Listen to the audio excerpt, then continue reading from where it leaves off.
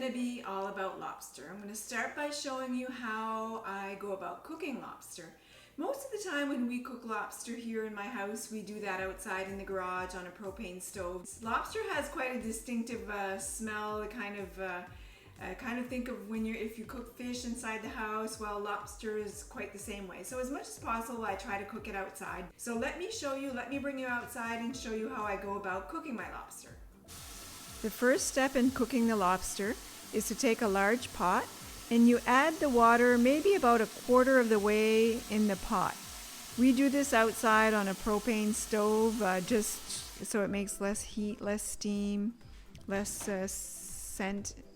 lobster smell inside of the house. And then you just start this boiling and you got to bring the water to a boil. So just to give you an idea, we've got a good fire going under the pot now, trying to bring this pot to a boil. So the pot that's put beside it right now is my pressure canner. So that's my pressure canner, and it's a 23 quart capacity. So this is the size pot we use when we want to get a good batch of lobster cooking. So in that large pot that we've got in the stove, we can fit about 25 lobster, canner size lobster in that pot.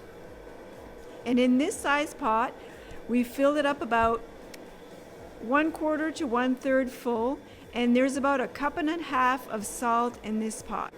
And because we're not canning our lobster, we're not pressure canning our lobster because that's not a safe practice.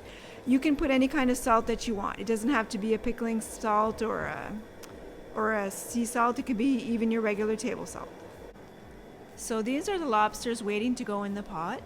These are the 71 millimeter size lobsters that are considered the canner size lobsters here in Canada.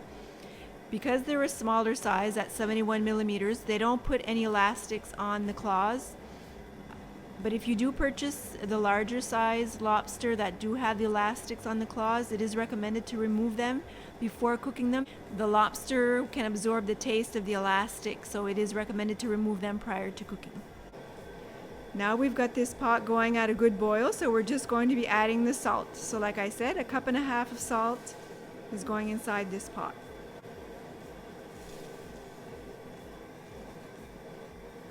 We haven't added the lobster in yet, so we've just added the salt. We need to bring this back to a boil before adding the lobster. The lobster has now been added to the pot. When this comes back to a boil, we time it for 22 minutes and then it'll be cooked.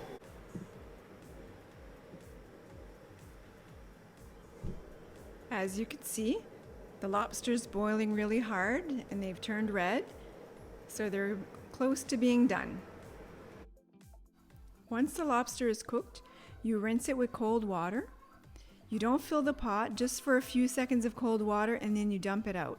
This stops the lobster from sticking to the shell. Once I got the lobster back inside, I decided it needed to be rinsed off a little bit more and to cool down just so we'd be able to handle it. Just be careful if you do this because you don't want to rinse out the lobster too much where you're removing any of the good taste. So it was just to rinse it off a little bit more to cool it down and to be able to handle it. Now that our lobster has been fully cooked, I'm going to show you how I go about now in shelling the lobster. There are different tools that exist out there to help you shell your lobster. Really the only tools that we need or that we use are actually just your regular butter knife and fork. I do sometimes use a small kind of pick to get into the smaller spaces, and my husband came home with one of these, and this is actually what they use in the fish processing plants to remove the meat from inside of the knuckles. It works really well, so your meat doesn't all break up. But if you don't have one of these, and I have yet to have tried it, so I'll let you know if I like it or not, I've usually always just used a butter knife. You can also buy they're like crackers. They crack the big claws, but at this time of the year, the shell of the lobster is really soft, so I really don't need that. The butter knife is all I need to get through that claw. Now I'm going to show you what it looks like when we shell lobster here. The first thing to do when you shell your lobster is, well, I got this all set up. As you can see, I put my lobster in 3 separate bowls. So I'll put one for tails, one for claws, and the other one for the knuckles. You start by breaking apart your lobster. And I really like to use these trays because I find there's lots of juice inside of lobster, especially when they're still warm from the pot, and it helps collect some of the extra juice. So you start by taking everything apart. See all the juice?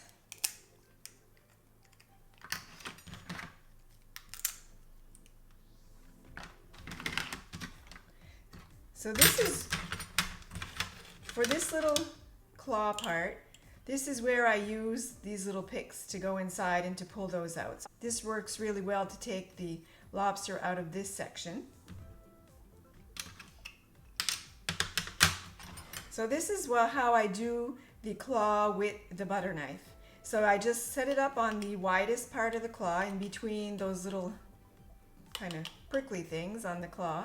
And I just hold my thumb down and securely hold the butter knife. I wouldn't do this with a very sharp knife because it could be really dangerous. And you just push down, and as you can see, the shell is really soft. And when you twist, it just opens up. So it's really simple to do it with a butter knife. And this is the larger claw. This is usually the harder claw, and it's still really easy.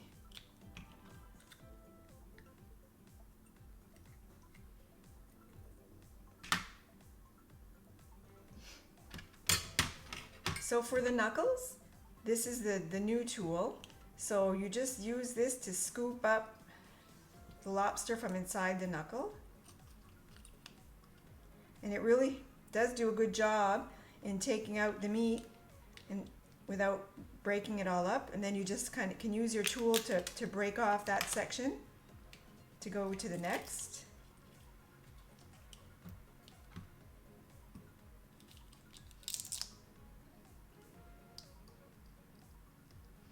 And there you have it. That one's done.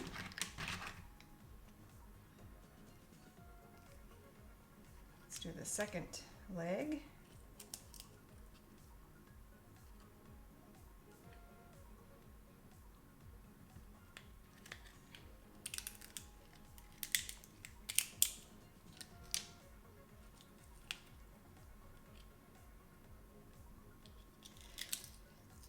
Here's an interesting fact here for Atlantic Canada and lobster.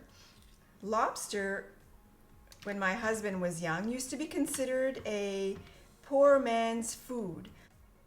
When they would go to school, they didn't like to have lobster sandwiches for their lunch at school because then they were seen as being poor. So lobster was inexpensive at the time, and anyone carrying that as a lunch or eating that as a meal, they were considered poor. So I guess times have changed quite a bit. One way that you can remove the lobster from the tail is stretching it out and taking your fork and going between the shell and the meat and inserting your fork as pretty much as far as you can go. And then you kind of scoop it out. And your lobster should come out in one nice big piece. Once you get the lobster out of the shell, you need to peel back this top part of the tail to be able to get inside and clean it out. So you want to remove this. And this is why I keep the tails separately, because to preserve the lobster, I wash the tails. We run them through water. You really shouldn't be doing it with the rest of your lobster, but it's just you don't want to put the tail, in a bottle with all that black. It's not very appealing. We do rinse the tails underwater just to get them clean to put inside the bottles. It's much more appealing, and I don't know, I think it's more sanitary as well. Another way that you can remove the meat from the tail is you can crack all along the bottom part of the tail. You can slowly open it up like this, and then the tail will just come right out. It's a little messier. And the same thing, you just peel back this back part here to be able to clean out the tail. And sometimes, depending, you can take this out sometimes in one long strip like this. That way it's cleaner when it comes out than scraping it out with the knife. We don't do anything with the body part of the lobster. Some people will make what you call like a lobster paste. They'll take this part inside the lobster, this green, maybe some people will find unappealing stuff, is actually really good to eat. And some people make lobster paste out of it. So they put like this part of the lobster, they'll break up a little bit of meat, add it inside, and kind of use it as like sometimes on sandwiches or even like on crackers. When you're looking at the body of the lobster here, there's not a whole lot of lobster that you can get out of these parts. There is, however, some lobster meat inside these tiny little legs that are on the body of the lobster. But for us, for canning, to take the time to get all this out of all these little legs for the amount that you get wouldn't really be worth the time. So if you work in a fish processing plant, they actually do have machines that they run the legs of the lobster through that gets out every little part of the lobster from inside these little legs, and they do save every bit of it. And you just continue this process until you've got all your lobster done.